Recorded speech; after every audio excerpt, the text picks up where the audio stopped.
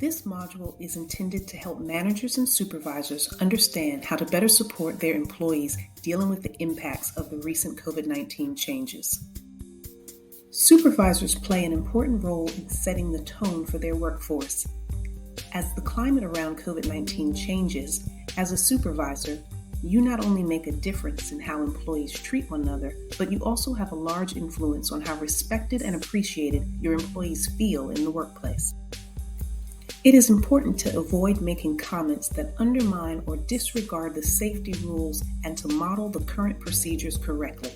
If employees hear a supervisor making negative comments about safety guidelines or observe them ignoring established protocols with employees, it undermines the importance of these rules, reduces employees' willingness to follow the correct procedures, and compromises the safety measures that have been put in place to protect us.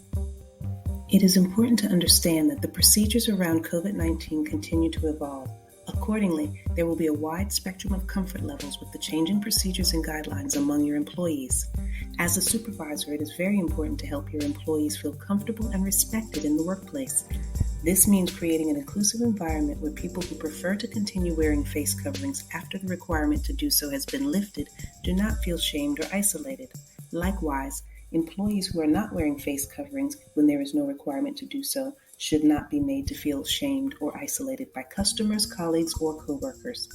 In spaces where face coverings are not required, the use of them is a personal decision, and that personal choice is encouraged. Employees will have questions about the ongoing changes. Familiarize yourself with the frequently asked questions page of the NC State Protect the PAC and Emergency Management and Mission Continuity websites to give your employees support with confidence. Keep the following in mind as general guidance in your role as a supervisor. Encourage employees to come to you if they have questions or concerns. Do not ask your employees to disclose specific health-related information.